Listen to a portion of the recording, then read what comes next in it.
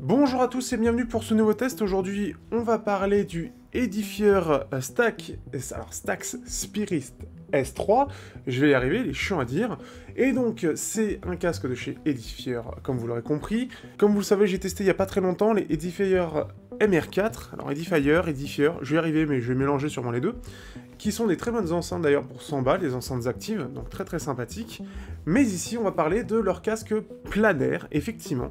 Donc aujourd'hui, on va s'attaquer à un casque donc à environ 400 €, qui est un casque planaire Bluetooth, donc clairement fait pour être nomade. Et c'est, il me semble, le seul casque vraiment pensé nomade en plein air à l'heure actuelle sur le marché. C'est vraiment intéressant parce que du coup, on n'a pas réellement d'équivalent à l'heure actuelle, puisqu'en général, on est sur des drivers dynamiques. Ici, les drivers planaires, alors l'inconvénient, c'est surtout que c'est lourd, mais l'avantage, c'est surtout que c'est plus détaillé, avec quelque chose qui est quand même beaucoup plus rapide. L'inconvénient, comme j'ai dit, c'est que c'est un peu lourd, et on le verra, et surtout que pour 400 €, vous n'aurez pas forcément tout. Et ça, c'est quelque chose à retenir aussi. Vous allez surtout le voir dans la partie design notamment, où c'est là où il y a eu des concessions. Donc, on va partir sur ce test complet du Edifier Stax Spirit S3.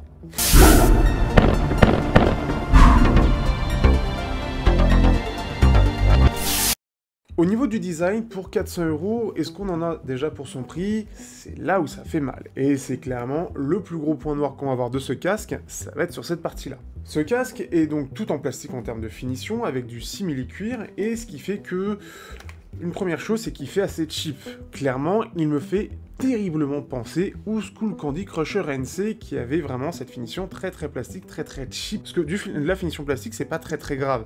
Avoir une finition qui fait cheap, c'est un peu plus grave. Et ici, ça se ressent. D'une part, et la première chose, il fait du bruit. Clairement, ça grince et c'est l'un des problèmes. Surtout quand vous écoutez du podcast ou de la musique à faible volume et que vous bougez un peu, ou que vous marchez, et ça fait du bruit. C'est une première chose qui trahit le côté vraiment cheap de ce casque. Deuxième chose, c'est clairement, on le sent dans le design. Ce design n'est pas super recherché et il fait clairement cheap. Un casque à 150 €, ok, mais là, c'est malheureusement très cher en termes de finition, surtout que même au niveau des boutons, ça fait cheap. C'est clairement pareil, ce qu'on peut voir sur des casques à vraiment moins cher que ça. Alors, est-ce que c'est grave? Tout dépend après de vos priorités. Et on le verra sur la qualité sonore, ça peut se rattraper quand même un peu, mais est-ce que ça fait tout? C'est pas forcément le cas, comme je l'ai dit. Après, il peut se replier, on a quand même une pochette de transport, et ça, c'est la bonne chose. Hop. Et on a surtout la possibilité d'avoir deux types de pads différents. Donc ça, c'est quelque chose qui est très intéressant, dont on parlera notamment sur la partie sonore, puisqu'on peut décrocher, alors de façon assez sommaire aussi, et malheureusement, je trouve que pour 400 €, ça fait légèrement cheap, là où du DB apporte quelque chose de plus intéressant et qui aurait été parfaitement adapté sur cela, puisque les DB Pulse, justement, apportent ce côté changement de pad par rapport au coloris, mais ici, c'est quelque chose qui se décroche, et là-dessus, le DB Pulse qui coûte 250 € apporte quelque chose de plus moderne. Donc c'est pareil, ça fait assez cheap, et puis dans le temps, ça risque un petit peu de casser, surtout si vous forcez. Ce qui fait qu'on peut quand même voir le driver planaire, et ça c'est plutôt cool. Et donc ce qui fait qu'on va avoir des coussinets qui seront en simili-cuir, et des coussinets qui seront en tissu, donc qui permettent d'une part d'aérer, mais aussi d'aérer le son. Donc ça, c'est le côté avantageux. Bien évidemment, on a du jack en 3.5 mm, et ça c'est une bonne chose, ça évite le 2.5. On a de l'USB pour recharger, on a bien évidemment des petites LED pour dire si c'est connecté, la batterie, tout ça, et les boutons de volume divers et variés, dont on parlera juste après. Mais ce qui fait que, voilà, c'est pas terrible, je trouve. En fait, on sent que les coussinets sont lourds, enfin, la partie, pas coussinet, mais la partie oreillette est lourde, et clairement, ça se ressent, on le ressent, alors pas sur la tête, mais en main. Sur la tête, par contre, et l'avantage, c'est qu'au moins, il est confortable, et il fait pas si lourd que ça, mais clairement, il est plus lourd que la concurrence, là où un Sony ou un Bose va s'oublier très vite, il s'oublie moins, mais c'est pas si mauvais que ça, et surtout, vu comment c'est cheap, ça aurait pu être pire, et surtout vu la lourdeur, encore une fois, des oreillettes. Mais dans l'ensemble, c'est vraiment sympathique pour le confort, mais par contre, en termes de finition et de bruit de grincement, c'est vraiment dommage qu'on passe sur un prix de 400 €, ça fait cher payer pour la finition. Après, voilà, on va voir sur la partie notamment sonore, mais juste avant, on part sur la partie autonomie et application.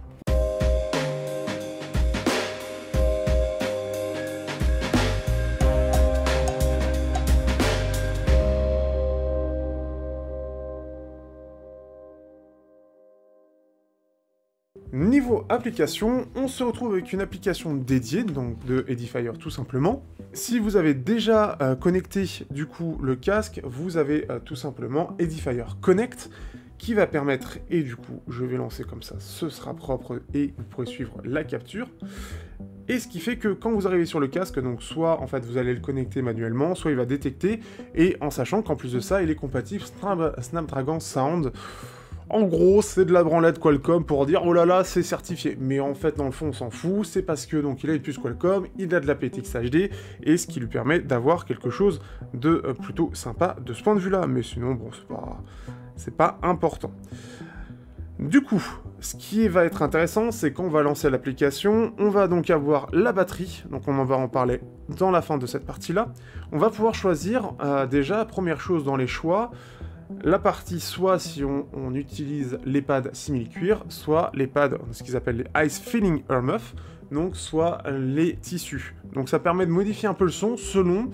Bon après c'est deux choix différents, mais globalement si vous voulez quelque chose d'équilibré, ce sera plus du côté des Lever F-Muff, et si vous avez quelque chose d'un petit peu plus clair, ce sera pour les Ice Feeling. L'autre chose c'est que vous avez, donc ça c'est un premier recul, mais qui va s'ajouter à d'autres égalisations. Alors c'est des pré-égalisations, vous n'avez pas d'égalisation à bande, et ça c'est vraiment dommage, parce que ça aurait pu apporter un plus, et surtout le côté audiophile avec un vrai égaliseur, là où, justement, en plus de ça, la plupart des casques apportent ça, c'est vraiment dommage de ne pas le proposer. Ce qui fait que vous avez le classique de Edifier, en fait, c'est ce qu'ils proposent eux, et ce qui est, je trouve, le plus équilibré, surtout si vous êtes dehors en termes de basse. Vous avez, et ça ce sera plus chez vous, je pense, ou ceux qui aiment la clarté, la partie hi-fi, et vous avez la partie Stax qui est un petit peu entre les deux, un tout petit peu moins de clarté par rapport à du hi-fi, mais c'est tout. Alors dire hi-fi, mettre beaucoup de clarté... Bon, c'est des choix, mais bon. Et vous avez une dernière chose, vous avez le Game Mode, forcément, qui dit aptX HD, dit aussi aptX Low Latency, qui va permettre donc de casser un peu le débit, mais de gagner en latence, pour avoir des jeux qui sont presque à niveau, mais c'est pas encore ça, il y a quand même une latence qui est présente. Donc, vous activez le Game Mode, vous aurez un débit moindre, donc pour écouter la musique c'est moins adapté, pour jouer ça l'est plus, c'est un petit plus qui est sympathique, et bon, voilà, c'est un petit truc en plus. Après, vous avez, si vous allez dans les options, donc vous avez les contrôles, la gestion du volume, donc la gestion des contrôles, ce que vous voulez faire. Si on veut le clear, si on veut le déconnecter, repair, voilà, vous avez un peu tout. Donc rien de spécial là-dessus. Après, vous avez alors Maul, le Maul, etc. Edifier pour la découverte, tout ça. Et si on a donc d'autres trucs compatibles, pop-up pairing, tout ça. Bref, on peut l'activer. Alors le pop-up, c'est comme vous savez, quand il détecte le casque, pour dire oh il y a tant de batterie, voilà. Bon bref, on s'en fout un peu. Donc après, tout dépend de chacun. Ce qui fait que c'est relativement complet. On regrettera vraiment l'égalisation. Pour l'égalisation précisément, on va en parler dans la partie sonore. Ça apporte un petit plus, mais globalement, on va surtout utiliser le classique. Tout dépend de ce que vous cherchez, bien évidemment. Ça permet un peu de s'adapter, mais ça modifie pas fondamentalement la qualité, donc c'est un petit plus. Au-delà de ça, on a aussi une autonomie qui, elle, est démente, puisqu'on a 80 heures, donc ça, c'est un très gros plus, puisque nous n'avons pas d'ANC. Effectivement, on n'a que la partie passive. Alors, mon niveau passif, au niveau de la réduction de bruit classique sans ANC, ça réduit plutôt bien, mais on devra se passer de l'ANC, donc ce qui fait que dans les transports, on entendra plus de bruit. Donc, c'est malheureusement un souci manquant. Très clairement, à 400 €, ça fait aussi mal, je trouve, là où tous les concurrents proposent ça. L'avantage de ne pas avoir d'ANC au niveau de la partie sonore, c'est qu'on gagne toute la dynamique du driver, et on ne le mange pas pour couper derrière du son. Donc c'est un choix, ça permet d'avoir la meilleure qualité possible, mais par contre, on ne sera pas le mieux isolé, donc c'est vraiment pour ceux qui recherchent un casque audiophile, mais Bluetooth pour aller dehors, et justement, on va sur cette partie-là.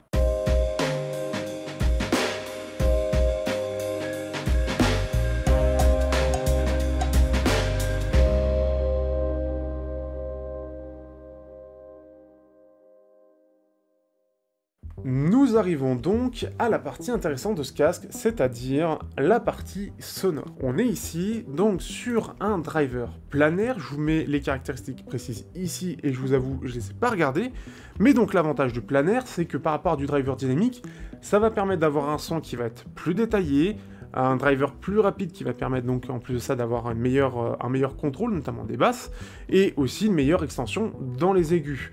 dans l'ensemble, ce qui fait que c'est globalement beaucoup plus technique. L'inconvénient, c'est que c'est aussi plus lourd en termes de corps à mettre dans un casque, ce qui fait que les oreillettes donc sont plus lourdes, c'est ce que je disais dans la partie design. Si vous connaissez un peu Odez par exemple, Odez, c'est sympa leur casque, hein, mais c'est lourd. Après, il y en a qui font des efforts comme Ifiman, on en parlera un petit peu dans la partie comparaison. Oui, on va parler d'Ifiman, casque ouvert, vous allez comprendre. Au-delà de ça, donc ce qui fait que ce driver planaire est vraiment intéressant et vraiment technique. Et clairement, et ce que dit certains tests, c'est que c'est clairement, si vous recherchez un casque nomade avec la meilleure qualité sonore possible, bah c'est clairement le cas ici, parce qu'au moins déjà on peut l'utiliser dehors, mais surtout on a un son qui est vraiment très bon. Première chose à noter, c'est que c'est vraiment très détaillé, c'est au-dessus de ce que propose la concurrence à peu près équivalente, et c'est assez logique, d'une part parce que justement pas d'ANC comme j'ai dit, mais en plus de ça, parce que driver planaire. Donc ça va être quelque chose qu'on va sentir tout de suite. L'extension aussi, comme j'ai dit, l'avantage c'est qu'on va avoir une excellente extension dans les aigus, donc ça va plutôt bien ressortir, surtout si en plus de ça vous mettez un pic de clarté. Autre chose, en plus de ça, donc on est sur une signature qui est relativement neutre, avec un petit pic de clarté, mais globalement c'est plutôt neutre. On va pouvoir jouer un petit peu sur cette neutralité avec notamment quelque chose d'un petit peu plus basseux, donc si vous recherchez quelque chose de plus basseux, les coussinets simili-cuir avec donc le choix simili-cuir du côté de l'application, et en plus de ça, en mode classique. Je trouve que c'est le mode le plus équilibré avec un petit rehaussement de basse, ce qui va être notamment mieux pour les transports, puisque c'est là où ça va bouffer la basse un petit peu, et on a besoin de la rehausser pour mieux l'entendre. Donc ça, c'est une première chose.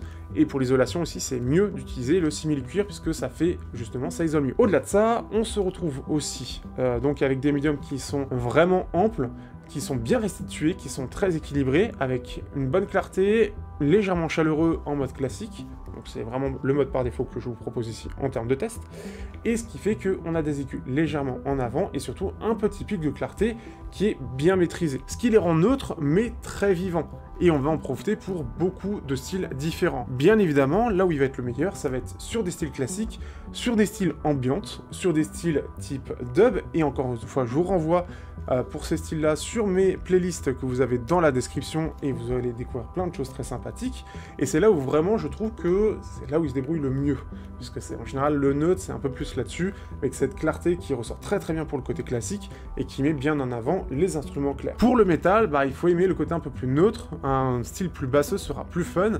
là-dessus, donc ce qui fait que c'est pas forcément le plus adapté, mais dans le style par défaut, ça passe plutôt bien. Ce qu'on pourra vraiment apprécier, comme j'ai dit, globalement, c'est son côté neutre, mais vivant, avec une scène large et beaucoup de détails. Et je trouve que c'est quand même globalement au-dessus du reste, en plus de proposer du neutre pour un prix qui reste élevé, mais avec pas vraiment de concurrence en face, puisque soit on aura le Yamaha YH E700B que j'ai récemment testé, on va justement le comparer, soit il va falloir aller chercher du côté de Bose, et Bose, du coup, c'est très très bien en ANC, mais en termes de qualité sonore, c'est très limité, ce qui fait que notamment en termes de dynamisme, en termes d'ampleur, c'est pas ça du tout. Et ce qui fait que là-dessus, c'est ce qui va apporter tout le charme un petit peu de ce casque. Pour parler rapidement, face aux coussinets donc en tissu, les coussinets en tissu vont permettre d'élargir un peu la scène, de mettre un petit peu plus en avant les aigus avec quelque chose qui se diffuse mieux, puisque du coup ça peut un peu mieux respirer, et donc c'est un petit peu moins criard entre guillemets si on se met dans d'autres modes, notamment Hi-Fi ou Stax. Donc tout dépend les choix, mais globalement il faudra plus utiliser pour dehors le mode simili-cuir, avec le mode dans l'application et en mode classique, mais pour chez vous, si vous voulez quelque chose d'un petit peu plus diffus, d'avoir un côté un petit peu plus style et casque ouvert, ce sera les coussinets en tissu, qui fonctionnent très bien et qui sont très confortables, surtout si en plus de ça, vous avez tendance à avoir très vite chaud aux oreilles, les coussinets en tissu permettront, eux en plus de ça, de mieux faire respirer vos oreilles et donc d'avoir moins chaud. C'est un choix. Le mode Hi-Fi, lui, va clairement calmer les basses, on sent clairement qu'elles sont mises un petit peu plus en retrait, avec des aigus qui ressortent et un pic de clarté qui sort un peu plus. Ce qui fait que ça va avoir un effet un peu plus détaillé encore, et pour des styles par exemple, le classique ce sera très bien pour de l'ambiante, où vous voulez mettre en avant plus le côté mélodie que le côté basse justement, ce sera quelque chose qui pourra vous plaire. Et aussi bien évidemment le mode Stax qui lui est quasiment comme du Hi-Fi avec juste un peu moins de clarté, un petit peu moins d'aigu, mais globalement c'est à peu près la même chose. En gros vous avez équilibré, clair, un peu moins clair, c'est un peu ça. Mais ce qui fait que là-dessus, ça fait plutôt bien le taf là-dessus, je trouve que c'est globalement intéressant. Le fait d'avoir différents choix de son est intéressant, mais je trouve qu'il manque l'égalisation là-dessus. Après, voilà, vous voulez clairement le meilleur son sur un casque Bluetooth nomade, c'est lui qu'il faudra choisir. Mais il y a de la concurrence et on va voir ça tout de suite.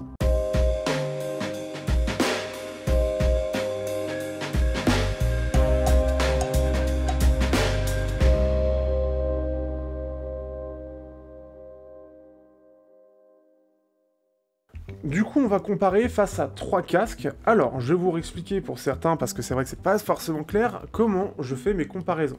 Et pour une fois, je vais le faire en direct parce que j'ai pas trop eu le temps de comparer ce casque avec d'autres casques.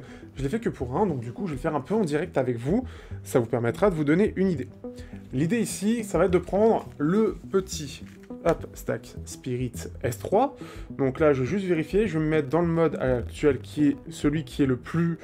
Comment on va dire, donc j'ai bien vérifié, je suis bien en mode semi-cuir et en mode classique, et je me suis mis une petite musique, alors de The Ambientalist, pour ceux qui ne connaissent pas, et donc c'est le Legacy que j'ai récemment découvert. Ça devrait être suffisant pour le test que je veux faire, notamment avec le casque lequel je veux comparer, qui est donc le Yamaha. L'idée ici, je vais écouter une musique un peu en boucle, donc là je vais faire très rapide parce que je la connais un petit peu, j'ai déjà commencé un petit peu avant de tourner, et ensuite je vais mettre l'autre casque pour voir les différences, et en fait de passer de ce casque-là à celui-là, qu'est-ce que vaut celui-là en comparaison.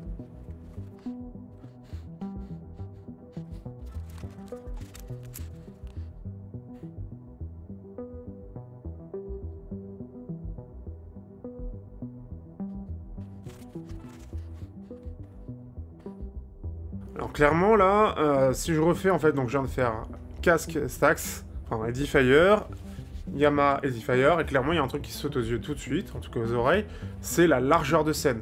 On a quelque chose qui est un petit peu plus profond en termes de basse, là où du coup justement chez Yamaha ça a tendance à le casser un petit peu, ici ça va être plus neutre, donc on a moins cet effet où le haut de la basse ressort avec un creux derrière.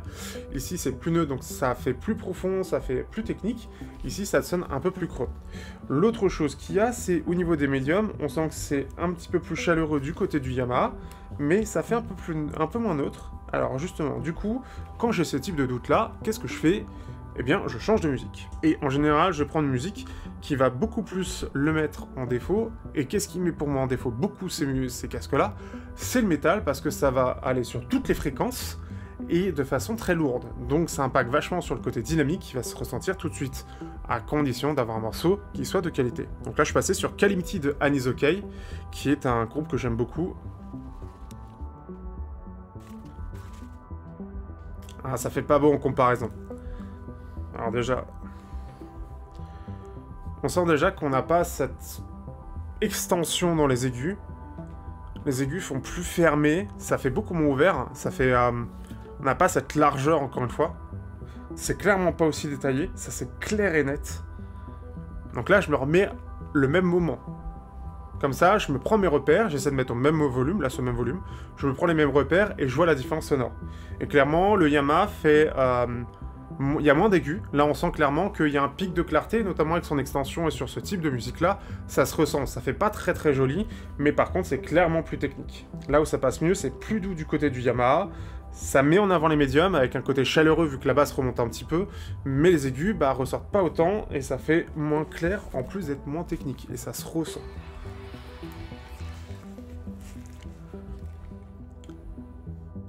Ouais. Là on sent cette profondeur de basse, c'est un peu plus vibrant même si c'est neutre. On a cette ampleur dans les médiums qui ont plus de clarté aussi, mais c'est clairement beaucoup plus détaillé. On sent que les cymbales ressortent un peu plus ici, sur l'Edifier, avec un côté plus détaillé. C'est un petit peu moins joli dû à, comme j'ai dit, ce pic de clarté qui donne un côté un petit peu scintillant, à en faire un petit peu trop. Mais c'est clairement beaucoup plus agréable. On sent qu'on a un driver qui est bien meilleur techniquement. Et bien évidemment, j'ai testé le Yamaha sans l'ANC. Comme j'ai fait pour mon test, c'est là où je l'ai mis en avant. Et là-dessus, il est clairement meilleur. Le Yamaha a l'avantage d'avoir l'ANC, une finition qui est largement meilleure, mais ça ne s'adresse pas du tout au même public. Par contre, techniquement, ça a strictement rien à voir. Du coup, j'espère que ça a été clair, mais au cas où je vais le refaire, vu que là, du coup, c'est après comparaison. Vous l'avez vu, ça peut rester très rapide. Hein. Maintenant, j'ai mes repères, et je sais comment voir qu'est-ce qui est mieux que de l'autre, de façon très claire. Donc du coup, au niveau du Yamaha, quand on passe du Edifier au Yamaha, on va ressentir deux choses. Clairement, le Edifier est plus neutre, un petit peu plus équilibré, mais plus neutre globalement, avec cette profondeur de basse qui se ressent, c'est clairement plus neutre. Des médiums qui, eux, sont beaucoup plus clairs, qui prennent plus de place, qui sont plus clairs globalement, là où on sent que du côté du Yamaha, ça fait un peu plus feutré. Donc ce qui fait que le Yamaha, il n'a pas des basses très profondes, il a une basse au milieu de basse qui ressort un peu plus, des médiums qui sont un petit peu chaleureux, mais qui font un petit peu couper un petit peu étouffé en comparaison, ce qui fait que ça fait, pour ceux qui aiment bien les médiums chaleureux, mais qui soient doux, vous allez apprécier ça. Par contre, pareil, ça manque un peu de clarté, ça manque d'extension de comparaison, et c'est clairement beaucoup moins technique, c'est beaucoup moins détaillé. Par contre, c'est clairement beaucoup plus doux aussi. Donc, tout dépend des choix. L'avantage du Yamaha, je le redis encore une fois, l'ANC, on a une finition qui est largement meilleure, par contre le confort je le trouve moins bon, parce que ce n'est pas du Circumoral, mais du Supra, très étonnamment. On va comparer à autre chose, et puis je referai le même test d'ailleurs avec, rapidement, mais dans mon coin, donc ce qui fait que ce sera rapide, pour, vous verrez juste après. Face au Momentum 3, donc le Momentum 3, lui, c'est un casque qui est sorti il y a longtemps, mais qui est meilleur sans ANC, et je trouve que ça reste encore un très très bon casque, avec surtout une finition qui est au top là-dessus. Ça a toujours été incroyable, je trouve, avec une autonomie assez pourrie de 16 heures. Par contre, clairement, on sent pareil qu'il est un peu vieux, il date de 2019, ça a 4 ans, ça date, c'est normal. Donc on sent qu'il est moins dynamique, qu'il est moins détaillé aussi, on est sur un driver dynamique de 40 mm aussi. Ça a plus ce côté en V, avec une basse plus en avant et des aigus plus en avant, ça se ressent. On a une basse qui est clairement moins contrôlée, ça fait moins fin, ça fait clairement moins technique, hein, ça se ressent très nettement. C'est moins étendu dans les aigus, pareil, hein, on sent que on a des aigus plus élevés mais qui s'éteignent plus vite par rapport donc à l'Edifier. On a une voix qui est plus chaleureuse, elle est plus portée par les basses, et on sent qu'on a des extrêmes, en fait on a un pic de clarté qui est moins présent, on a globalement des aigus qui ressortent, mais c'est moins présent, et ce qui fait que c'est un petit peu plus équilibré là-dessus. Mais clairement on sent que le Momentum il joue pas dans la même cour aussi, donc après c'est assez logique. Pour terminer, je vais comparer avec le Ifiman Deva Pro, qui est un casque ouvert avec donc un module Bluetooth, ce qui fait qu'il peut être autant utilisé en filaire, et à la base il est pensé comme ça, mais si vous aimez bien vous balader chez vous et que vous voulez rester en sans fil, il y a ce module là, et je trouve que c'est pertinent du coup, puisqu'il est sorti à 350 €, aujourd'hui il a peut-être descendu un petit peu, et c'est un très bon casque ouvert, et c'est celui que j'utilise au quotidien aujourd'hui, que ce soit pour jouer ou pour mon montage.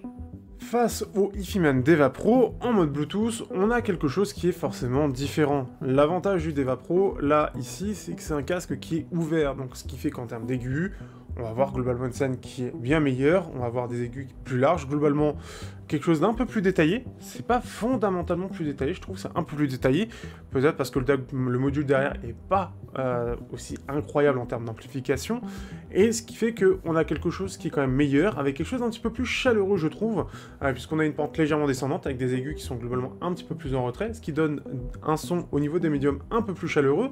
On n'a forcément pas une basse aussi profonde, puisque là on est sur du ouvert, et c'est là où il va y avoir avantage côté Edifier, et aussi en plus de ça, l'extension dans les aigus est meilleure, on a un driver qui s'exprime mieux en plus de ça, je trouve qu'il est plus détaillé, il est plus technique dans cette partie-là, et ce qui fait que globalement il est meilleur. Mais après, forcément, c'est pas du tout la même utilisation. Et ce qui fait que, forcément, après l'avantage, je le trouve un peu plus confortable, mais très archaïque en termes de conception, là où, du coup, le Edifier, lui, c'est cheap, mais c'est un petit peu plus complexe quand même, hein. Il y a un petit peu plus de travail ici. Mais ce qui fait que, globalement, c'est sûr, et c'est logique, le Deva Pro reste meilleur, globalement, et surtout, il est meilleur, surtout chez soi, forcément. Après, si on va dehors, du coup, on va pas profiter du tout, surtout que on n'a pas la même profondeur de basse, ça très clairement, on n'aura pas autant de détails, puisqu'on va avoir tous les bruits environnants qui vont parasiter tout ça, ce qui fait que ce sera inférieur. Et ce qui fait que le Edifier, globalement, il se débrouille plutôt bien, mais il sait pas trop comment se placer, et justement, ça va être ça où on va développer ça en conclusion.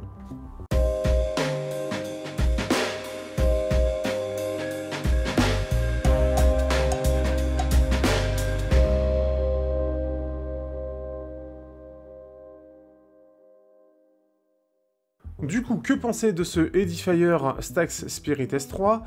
Eh bien, c'est un peu particulier. En fait, le casque ne sait pas comment se placer sur ce marché. C'est-à-dire que j'ai plus l'impression que c'est une démonstration technique de la part d'Edifier pour dire « Regardez-nous, on sait faire des casques planaires Bluetooth nomades », ce qui est effectivement un peu unique sur le marché.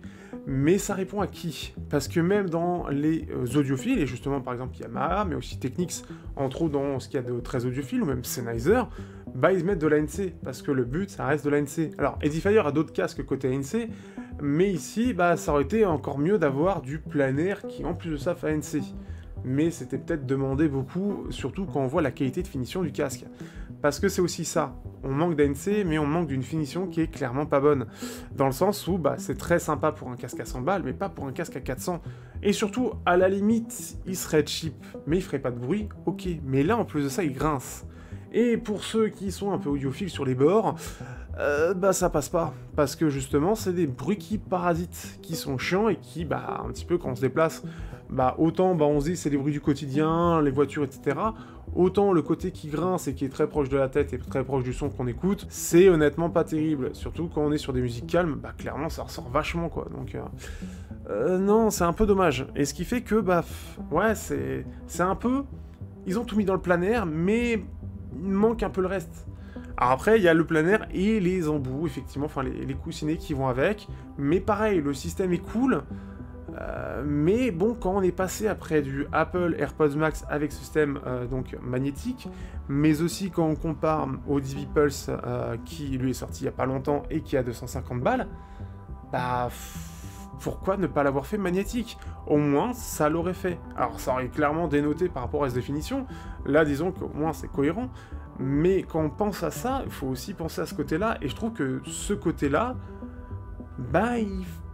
ça pouvait tellement aller avec, en vrai. Je pense que ça coûtait effectivement encore plus cher, mais ça valait le coup de le faire, je pense. Parce que c'est dommage, il manque ce truc-là. Une meilleure finition avec des coussinets vraiment magnétiques, là, ouais, ok. Casque audiophile Bluetooth, ça rentre réellement là-dedans et il n'y aurait rien à dire. Là, il y a eu des concessions pour arriver vraiment à 400 €, prix plancher, hop, on va pas au-dessus parce que sinon, ça achètera pas.